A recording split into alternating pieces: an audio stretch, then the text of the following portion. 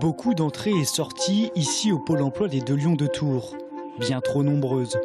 À moins de 2 semaines du premier tour de la présidentielle, nous avons décidé de prendre la température chez ces demandeurs d'emploi. C'est le cas de Sabine. Cette ancienne assistante de direction a arrêté de travailler il y a 15 ans pour élever ses enfants. Aujourd'hui, cette pro-Fillon a décidé de reprendre. Mais malgré ses recherches actives, son âge lui fait défaut.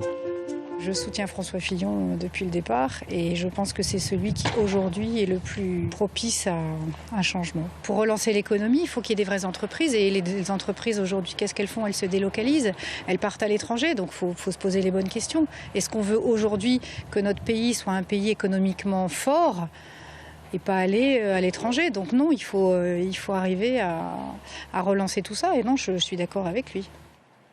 Linda, elle, a 47 ans. Suite à une reconversion professionnelle dans le domaine pharmaceutique il y a 6 mois, elle se retrouve aujourd'hui sans emploi. Elle est consternée par l'offre que l'on vient de lui faire. Un travail à Châteauroux, dans les transports routiers. Rien à voir avec son domaine. Celle-ci ira voter, mais sûrement pas pour Emmanuel Macron, qui a annoncé l'impossibilité de refuser plus de 2 offres décentes. Oui, on refuse des offres qui ne correspondent pas du tout à notre profil. Donc c'est sûr qu'ils vont radier énormément de monde. Si Pôle emploi ne sont pas capables de nous orienter dans les domaines qui nous concernent, oui. Mais j'ai l'impression qu'ils cherchent que ça, justement. Mais le chômage touche également les jeunes. C'est le cas de cette femme de 20 ans.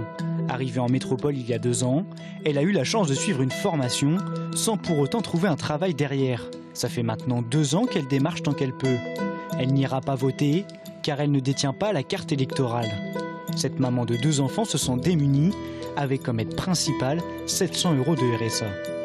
J'ai démarché, j'ai fait beaucoup de démarches, je me suis privée de mes vacances et ça n'a rien abouti. À chaque fois, c'est des refus.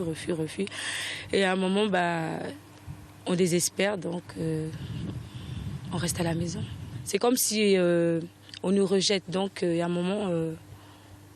on va rester devant les bâtiments, regarder les autres passer. C'est comme ça.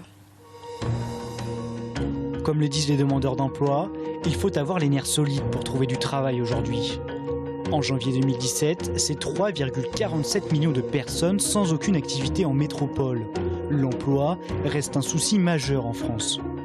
Comme de nombreux autres domaines, les demandeurs d'emploi se sentent abandonnés des politiques. Alors que faire à quelques jours du premier tour des présidentielles ?